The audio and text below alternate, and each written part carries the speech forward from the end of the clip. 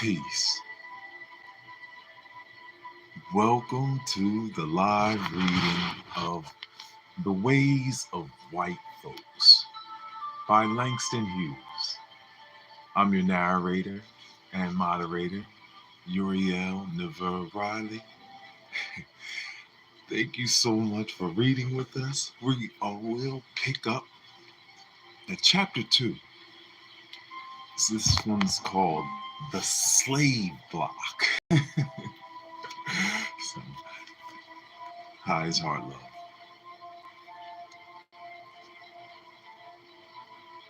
Slave on the Block. Chapter 2.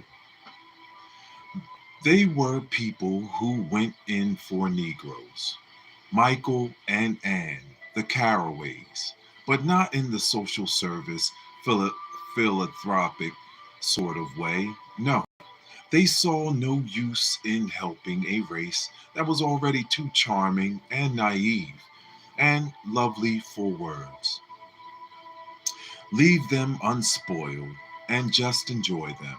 Michael and Anne felt. So they went in for the art of Negroes, the dancing, and that had such jungle life about it. The songs that were so simple and fervent, the poetry that was so direct, so real. They never tried to influence that art. They only bought it and raved over it and copied it, for they were artists too. In their collection, they owned some Covarrubias originals. Of course, Covarrubias wasn't a Negro, but how he caught the darky spirit. They owned all the Robeson records and all the Bessie Smith. They had a manuscript of Count T. Cullen's. They saw all the plays with or about Negroes, read all the books, and adored the Hall Johnson singers. They had met Dr. Du Bois and longed to meet Carl Van Vechten. Of course, they knew Harlem like their own backyard, that is. All the speakeasies and nightclubs and dance halls, from the Cotton Club and the ritzy joints where Negroes couldn't go themselves, down to places like the Hot Dime where white folks couldn't get in unless they knew the man and tipped heavily. They were acquainted with lots of Negroes too, but somehow the Negroes didn't seem to like them very much. Maybe the Carraways gushed over them too soon.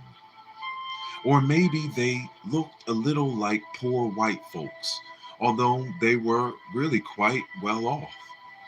Or maybe they tried too hard to make friends, dark friends, and the dark friends suspected something. Or perhaps their house in the village was too far from Harlem, or too hard to find, being back in one of those queer and expensive little side streets that had once been alleys before the art invasion came. Anyway, occasionally a furtive Negro might accept their invitation for tea or cocktails, and sometimes a lesser Harlem celebrity or two would decorate their rather slow parties, but one seldom came back for more. As much as they loved Negroes, Negroes didn't seem to love Michael and Anne. Peace. Hi, it's Heart Love, guys. We are reading The Ways of White Folks. We are now in chapter 2, Slave on the Block. But they were blessed with wonderful colored cook and maid until she took sick and died in her room in their basement. And then the most marvelous ebony boy walked into their life. A boy as black as all the Negroes they'd ever known put together. "He is the jungle," said Anne when she saw him. I couldn't hear nobody pray, said Michael. For Anne thought in terms of pictures. She was a painter, and Michael thought in terms of music. He was a composer for the piano, and they had a most wonderful idea of painting pictures and composing music that went together, and then having a joint concert exhibition, as they would call it, her pictures and his music. The Caraways, a sonata and a picture of fugue and a picture and a picture. It would be lovely and such a novelty. People would have to like it, and many of their things would be Negro. Anne had painted their maid 6 times, and Michael had composed several themes based on spirituals and on Louis Armstrong's jazz. Now here was the ebony boy, the essence of in his flesh. Peace, peace. They had nearly missed the boy. He had come when they were out to gather up the things the cook had left and take them to her sister in Jersey. It seems that he was the late cook's nephew. The new colored maid had let him in and give him the 2 suitcases of poor dear Emma's belongings, and he was on his way to the subway. That is, he was in the hall, going out just as the Caraways, Michael, and Anne stepped in. They could hardly see the boy, it being dark in the hall, and he being dark too. Hello, they said. Is this Emma's nephew? Yes, ma'am, said the maid. Yes'm. Well, come in, said Anne, and let us see you. We loved your aunt so much. She was the best cook ever. Wow, this is deep. This is deep. Love, love, love. All right. You don't know where I could get a job, do you? Said the boy. This took Michael and Anne back a bit, but they rallied at once, so charming and naive to ask right away for what he wanted.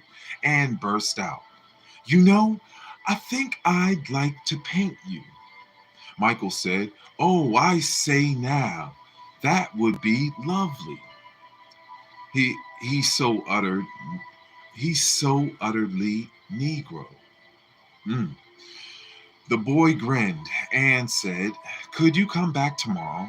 And the boy said, Yes, indeed, I sure could. The upshot of it was that they hired him. They hired him to look after the garden, which was just about as big as Michael's grand piano, only a little square behind the house. You know, those village gardens, and sometime painted it. And occasionally they set the table there for on a spring evening. Nothing grew in the garden really, practically nothing. But the boy said he could plant some things, and they had to have some excuse to hire him. The boy's name was Luther. He had come from the South to his relatives in Jersey and had had only one job since he got there, shining shoes for the Greek in Elizabeth. But the Greek fired him because the boy wouldn't give him half of his tips over to the proprietor. I never heard of a job where I had to pay the boss instead of the boss paying me, said Luther. Not till I got here. And then what did you do? Said Anne. Nothing. Been looking for a job for the last 4 months. Poor boy, said Michael. Poor dear boy. Yes, said Anne. You must be hungry. They called the cook to give him something to eat. Luther dug around in the garden a little bit that first day, went out and bought some seeds, came back and ate some more. They made a place for him to sleep in the basement by the furnace, And the next day, Anne started to paint him after she bought the right colors. He'll be good company for Maddie, they said. She claims she's afraid to stay alone at night when we're out, so she leaves. They suspected, though, that Maddie just liked to get up to Harlem, and they thought right. Maddie was not settled as she looked. Once out with the Savoy open until the 3 in the morning. Why come home? That was the way Maddie felt. In fact, what happened was Maddie showed Luther where the best, cheapest hot spots in Harlem were located. Luther hadn't even set foot in Harlem before, living 28 miles away, as he did in Jersey, and being kind of a quiet boy. But the second night he was there, Maddie said, "Come on, let's go. Working for white folks all day, I'm tired." They didn't need to think I was made to answer telephones all night, so out they went.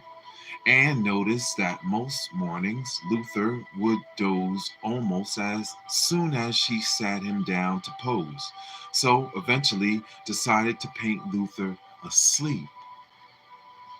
The sleeping Negro, she would call it. Dear natural, the dear natural childlike people, they would sleep anywhere they wanted to. Anyway, asleep, he kept still and held the pose.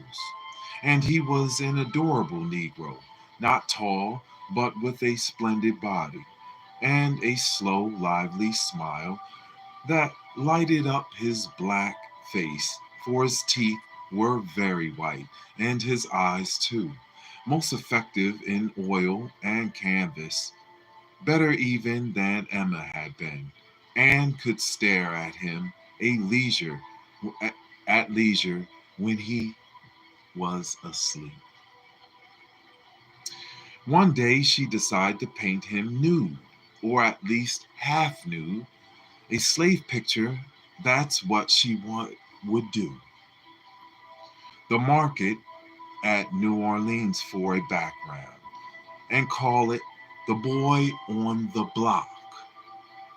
So one morning, when Luther settled down in his sleeping pose, Anne said no, she had finished that picture. She wanted to paint him now, representing to the full the soul and sorrow of his people. She wanted to paint him as a slave about to be sold. And since slaves in warm climates had no clothes, would he please take off his shirt? Luther smiled, a sort of embarrassed smile, and took off his shirt. "Your undershirt, too," said Anne. But it turned out that he had on a union suit. Hmm.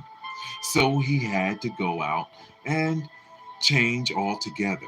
He came back and mounted the box that Anne said would serve just then for a slave block, and she began to sketch. Before luncheon, Michael came in and went into the rhapsodies over Luther on the box without a shirt.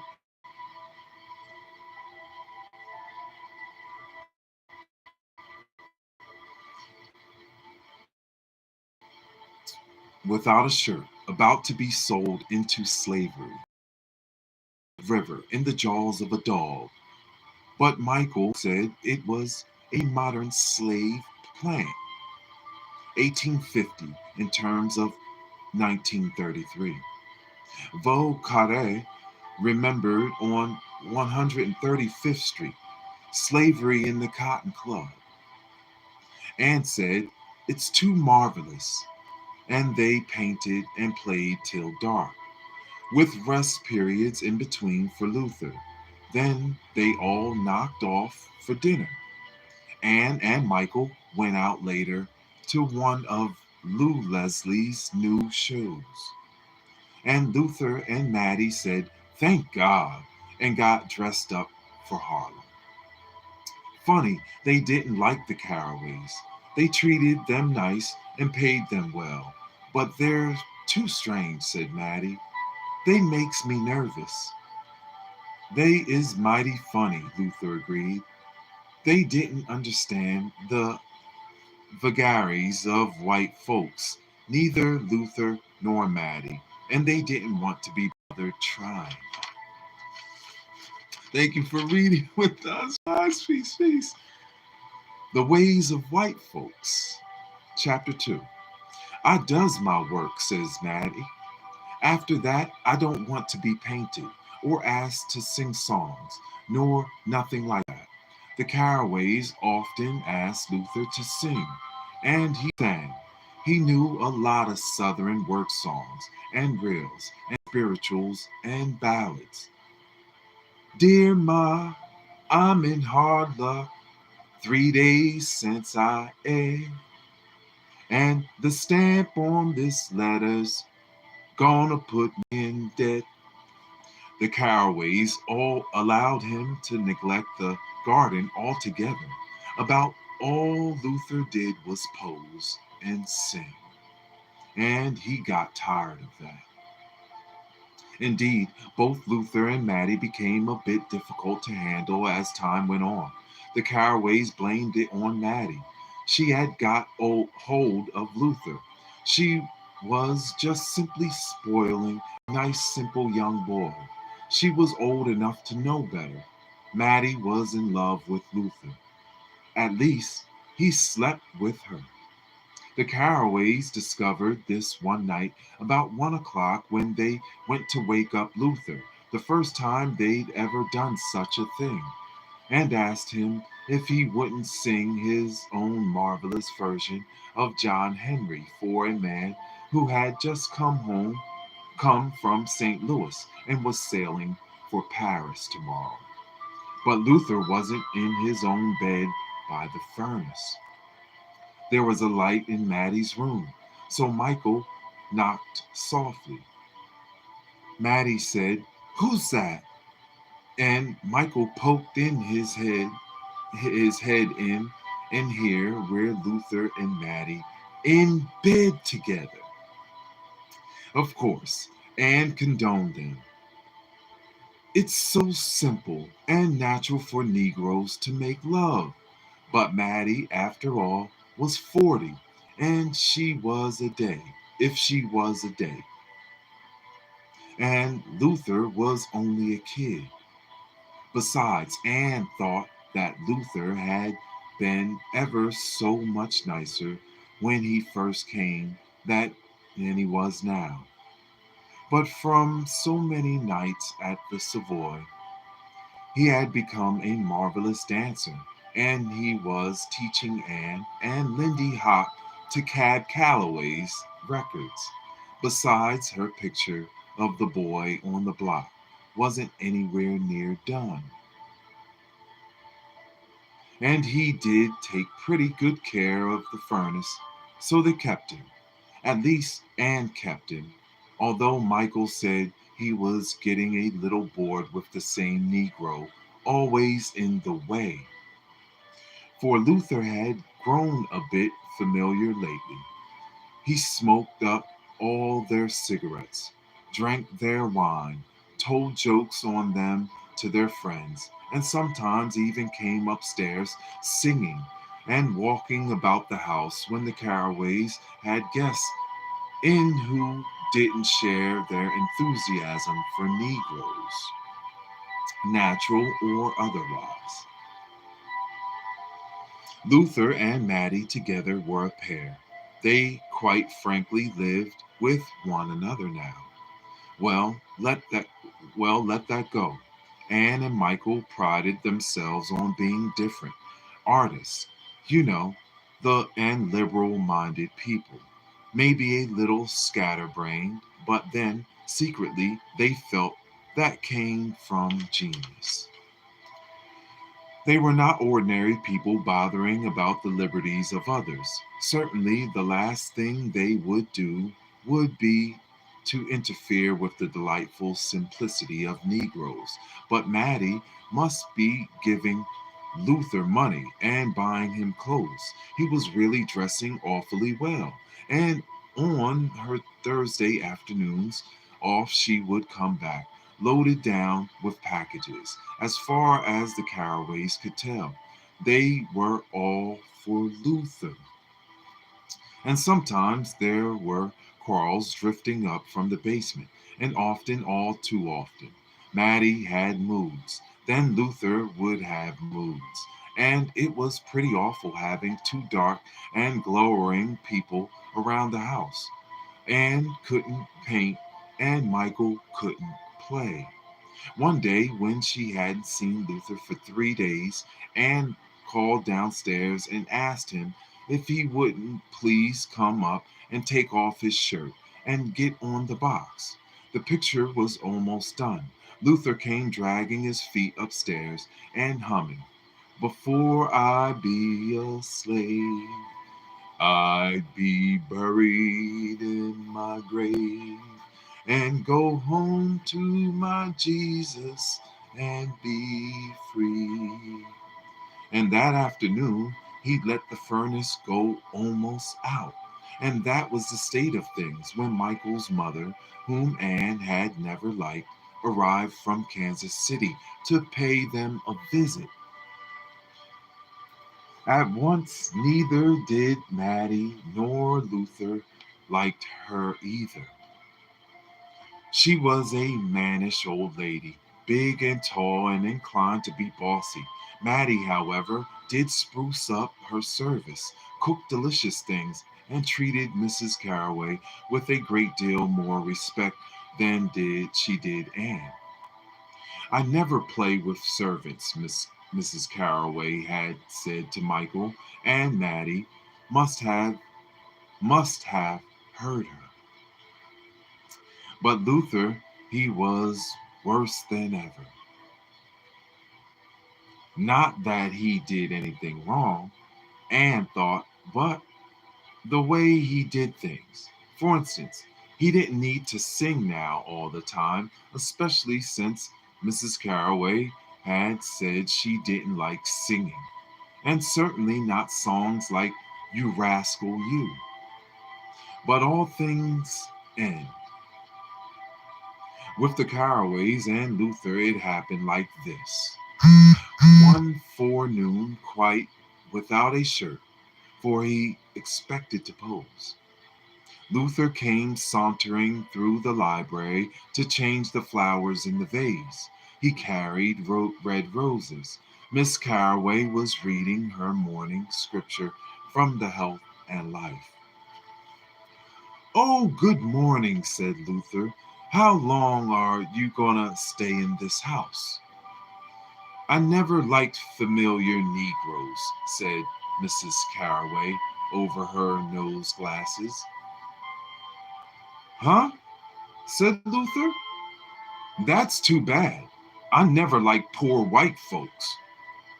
Miss Caraway screamed, a short, loud, dignified scream. "Ah!" Michael came running in the bathrobe and pajamas. Miss Caraway grew tall. There was a scene. Luther talked. Michael talked. Anne appeared. "Never, never, never," said Mrs. Caraway, "have I suffered some impudence from servants, and a nigger servant in my own son's house." "Mother, mother, mother," said Michael. "Be calm. I'll discharge him." He turned on the nonchalant Luther. "Go," he said, pointing toward the door. "Go, go." "Michael," Anne cried, "I haven't finished the slave on the block."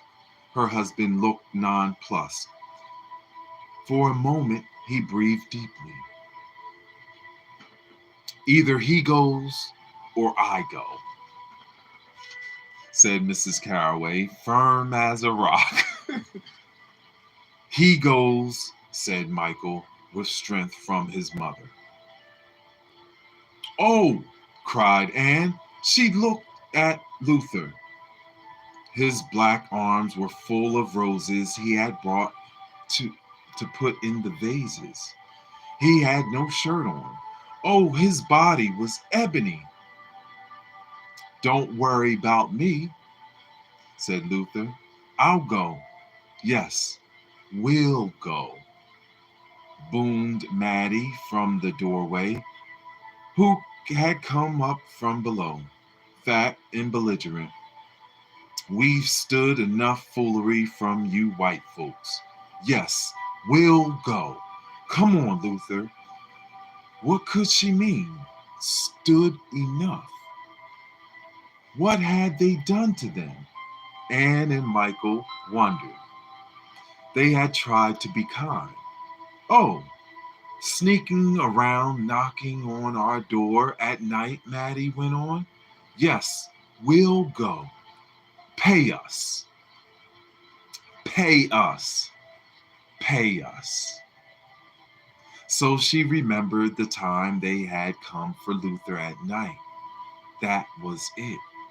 I'll pay you, said Michael. He followed Maddie out. Anne looked at her black boy. Goodbye. Luther said, Goodbye. You fix the vases. He handed her his armful of roses, glanced impudently at old Mrs. Carraway, and grinned. Grinned that wide, beautiful, white-toothed grin that made Anne say when she first saw him, He looks like the jungle. Grinned and disappeared in the tall, dark hall with no shirt on his back. Oh, Anne moaned distressfully. My boy on the block. Huh, snorted Mrs. Carraway. And that's the end of chapter 2. The Ways of White Folks by Langston Hughes. Thank you so much for reading with us. Oh, love. Guys, thank you so much. Highest heart love. If you want to donate for the readings, it's $ Cash App. Your Healing Uriel. Okay?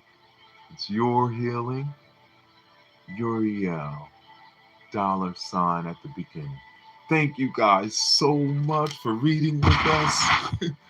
This is the best. Thank you so much. The Ways of White Folks. Yes, we are doing it.